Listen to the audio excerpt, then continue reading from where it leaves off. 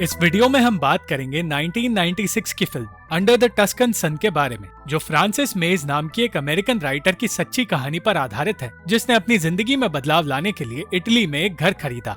San Francisco में रहने वाली फ्रांसिस एक मशहूर राइटर है जिसकी जिंदगी परफेक्ट है। वो अपने काम और अपने दोस्तों के बीच रहकर खुश है, पर एक दिन उसके सामने एक राइटर आया जिसकी किताब के रिव्यू में फ्रांसिस ने उसके लिखे किरदार का मजाक उड़ाया था। वो आदमी ये कहकर वहाँ से चला गया कि फ्रांसिस का पति उसे धोखा दे रहा है, और उस दिन के बाद फ्रांसिस की जिंदगी बदल गई।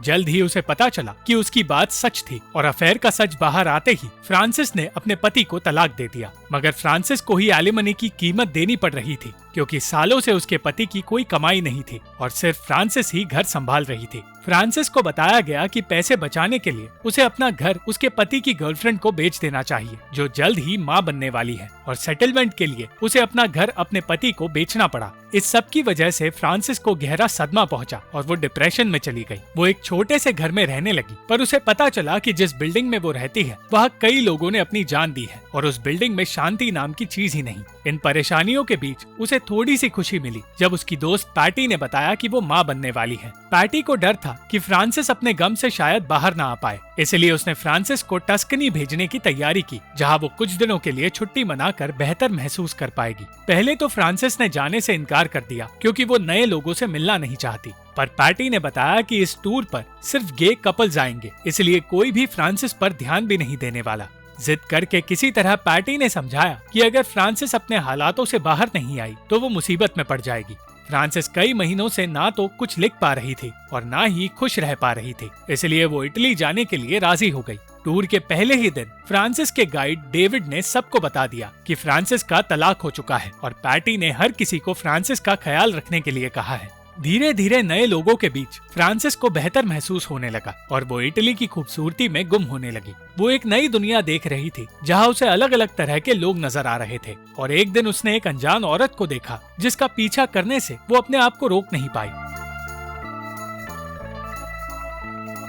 वो औरत तो उसे नहीं मिली, पर उसकी मुलाकात रॉडनी नाम के एक आदमी से हुई जो उसी ग्रुप का हिस्सा है। रॉडनी अपनी माँ के लिए एक पोस्ट कार्ड लिखना चाहता था, और इस काम में जब उसने फ्रांसिस की मदद ली तब अपने तलाक के बाद पहली बार फ्रांसिस कुछ अच्छा लिख पाई। उन इटालियंस के बारे में लिखते हुए उसे एहसास हुआ कि उसे यहाँ आकर कितनी खुशी मिली है। उसने एक कविता लिख दी जो रॉडनी को समझ नहीं आई, और वो नाराज होकर वहाँ से चला गया। कुछ देर बाद फ्रांसिस के पास वही औरत आई जिसका वो पीछा कर रही थी। कैथरीन नाम की उस औरत ने बताया कि उस छोटे से खूबसूरत इलाके में एक विला है जो फ्रांसिस को खरीदना चाहिए। फ्रांसिस को लगा कि विला खरीदना एक गलत फैसला होगा क्योंकि वो एक टूरिस्ट है, पर कैथरीन ये कहकर वहाँ से चली गई कि गलत फैसलों से ही जिंदगी मजेदार बनती है। आगे बढ़ते हुए फ्रांसिस की बस उसी विला के पास रुकी, और फ्रांसिस को लगने लगा कि ये उसके लिए एक इशारा है। बिना कुछ सोचे समझे उसने अपनी बस वही छोड़ दी और उस टूटे फूटे पुराने से विला में चली गई।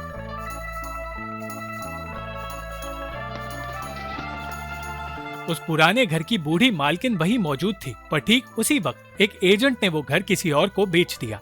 अचानक मालकिन ने पहले से दुगनी कीमत मांगी, और ये सुनकर खरीदार पीछे हट गए। उन्हें लगा कि फ्रांसिस एक लालची अमेरिकन है जो वो घर उनसे छीन रही है, पर फ्रांसिस ने मालकिन कॉन्टेसा को बताया कि उसके पास ज्यादा पैसे नहीं हैं। कॉन्टेसा और उस एजेंट मार्टिनी को समझ आया कि फ्रांसिस बेहद परेशान है, इसलिए ये घर बिना देखे ही वो खरीदना चाहती है। कॉन्टेसा ने पहले तो घर बेचने से इनकार कर दिया क्योंकि वो घर उसके दिल के करीब था, पर फिर उसे एक इशारा मिला,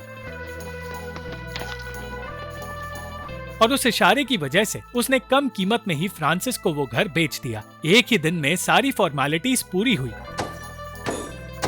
और अमेरिका की अपनी जिंदगी को हमेशा के लिए छोड़कर फ्रांसिस अपनी नई जिंदगी की शुरुआत करने लगी। मगर इस नए घर की साफ सफाई आसान नहीं थी, और वो इन्हीं तकलीफों पर काबू पाने की कोशिश में लगी रही।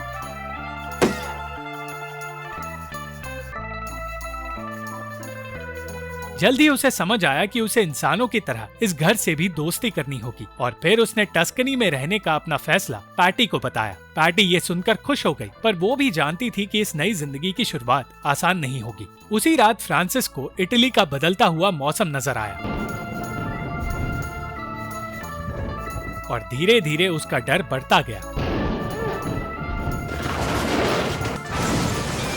तूफान खत्म होते ही अगली सुबह मार्टिनी उसके पास आया और फ्रांसिस को लगा मार्टिनी उसका ध्यान रखने उसके पास आया है, मगर मार्टिनी असल में कॉन्ट्रैक्टर को लेके आया था जो घर की मरम्मत करने वाला है। मगर वो कॉन्ट्रैक्टर काम छोड़कर फ्रांसिस से फ्लर्ट करने लगा। उस कॉन्ट्रैक्टर को भगाकर फ्रांसिस ने अलग अलग कॉन्ट्रैक्टर्स को बुलाया, पर उसका एक के बाद एक अजीबोगरीब कॉन्ट्रैक्टर से सामना हो रहा था।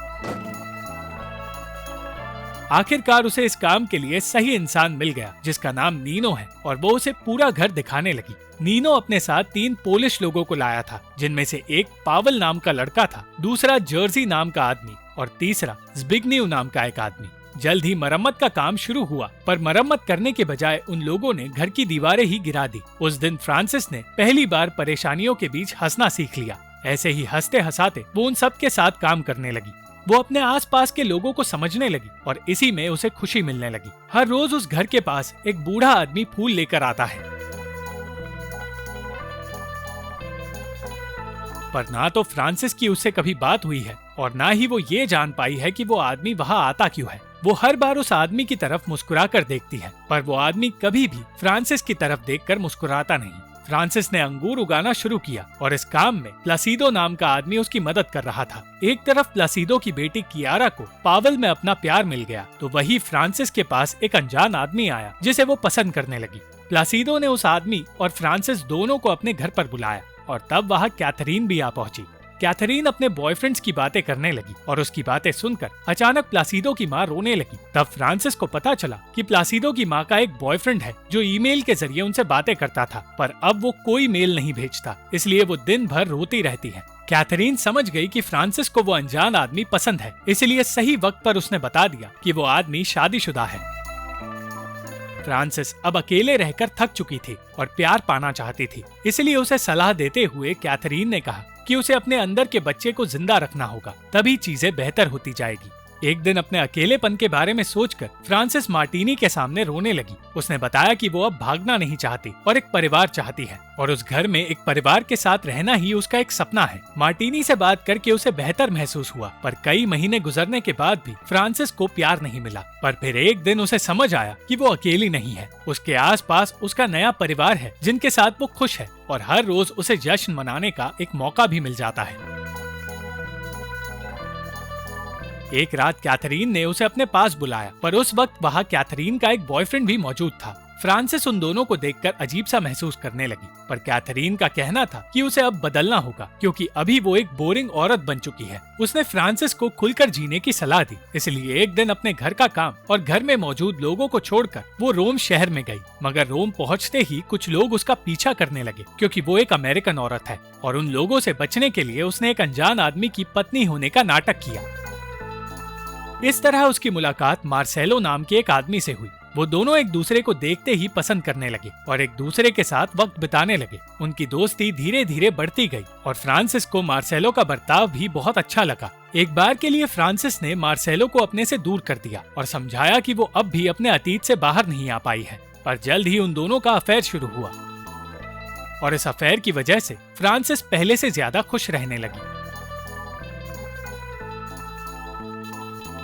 उसने अपने अफेयर के बारे में कैथरीन को भी बताया और फिर एक दिन उससे मिलने पैटी वहां आ पहुंची। वो दोनों एक दूसरे को महीनों बाद देखकर बहुत खुश थे और पैटी के बच्चे का इंतजार कर रहे थे। पर अचानक पैटी रोने लगी क्योंकि उसकी गर्लफ्रेंड ने उसे छोड़ दिया था। अब पैटी और फ्रांसिस दोनों एक दूसरे को संभालने लगे, पर पैटी के आने की वजह से फ्रांसिस मार्सेलो से मिल नहीं पाई। पैटी ने फैसला किया कि वो अपने बच्चे को इटली में ही जन्म देगी और उस दिन के बाद वो उसी घर में रहने लगी। एक दिन पावल और कियारा ने बताया कि वो एक दूसरे से प्यार करते हैं, पर पावल के पोलिश होने की वजह से कियारा के पिता उन्हें अलग करना चाहते हैं। फ्रांसिस ने उनकी मदद करने का फैसला किया और एक दिन उस इलाके में एक फेस्टिवल मनाया गया, जिसे देखकर पैटी और फ्रांसिस दोनों हैरान हो गए। पूरे गांव के सामने अपने प्यार का इजहार करने के लिए पावल ने कुछ ऐसा किया जो फ्रांसिस को पागलपन लगा और वो ये सोचने लगी कि प्यार लोगों से क्या क्या नहीं करवाता। उन्हीं लोगों में से एक वो बूढ़ा आदमी भी था जो हर रोज अपने प्यार के लिए फूल लेकर वहाँ आता है। मार्सेलो और फ्रांसिस वैसे ही एक दूसरे से मिल नहीं पा रहे थे और फिर एक दिन फ्रांसिस को पता चला कि मार्सेलो कुछ हफ्तों के लिए उस इलाके से दूर किसी दूसरे शहर में जाने वाला है। ये जानकर फ्रांसिस का दिल टूट गया, पर जैसे ही पैटी की बेटी का जन्म हुआ वो सारी परेशानियां भूल गई और पैटी के साथ मिलकर उसकी बेटी अलेक्जेंड्रा को पालने लगी। आखिरकार 1 साल की मेहनत के बाद पूरे घर की मरम्मत पूरी हुई और फ्रांसिस के लिए अपने नए परिवार को अलविदा कहने का वक्त आ गया। उस नए घर ने फ्रांसिस और पैटी दोनों की खुशियां लौटाई थी, पर अब फ्रांसिस को अपना घर खाली खाली लगने लगा। एक दिन अमेरिका से उसके घर पर उसका सामान आया और अपने अतीत का फिर से सामना करने के बाद फ्रांसिस ने फैसला किया कि वो मार्सेलो के पास जाएगी। बिना वक्त गवाए वो मार्सेलो के पास पहुंच गई और उसे देखकर मार्सेलो खुश नहीं हुआ और इसका कारण कोई दूसरी लड़की थी। मार्सेलो फ्रांसिस का इंतजार नहीं करना चाहता था, इसलिए उसने फ्रांसिस के साथ अपना रिश्ता तोड़ दिया और अपने टूटे दिल के साथ फ्रांसिस वापस अपने घर लौटने लगी। लौटते ही उसने सबसे पहले कैथरीन को गांव वालों के सामने एक फिल्म का सीन परफॉर्म करते हुए देखा और फ्रांसिस के कहने पर मार्टिनी ने शराब के नशे में डूबी कैथरीन को संभाला और कैथरीन को सही सलामत उसके घर पहुंचाकर फ्रांसिस भी अपने घर लौट गई। उसका प्यार से भरोसा पूरी तरह उठने लगा था। पर उसी रात उसने पावल और कियारा को एक साथ देखा। वो उन दोनों को अपने साथ कियारा के परिवार के पास ले गई और उनकी शादी के लिए कियारा के परिवार को मनाने लगी। कोई भी शादी के लिए राजी नहीं था क्योंकि पावल का खुद का कोई परिवार नहीं था, पर फ्रांसिस ने उसी रात पावल को अपने परिवार का हिस्सा बना लिया और बिना किसी रुकावट के उन दोनों की शादी पूरी हुई।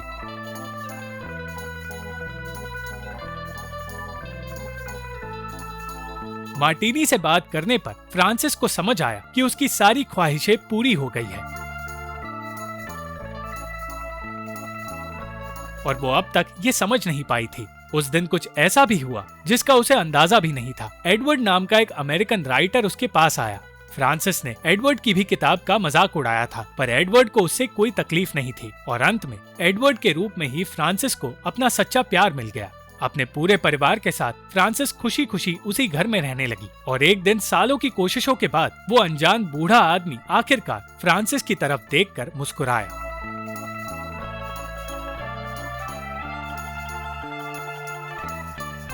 Thank you for watching this video. अगर आपको ये वीडियो पसंद आई तो इस वीडियो को लाइक, शेयर और इस वीडियो पर कमेंट जरूर करें और इस चैनल को सब्सक्राइब करना मत भूलना।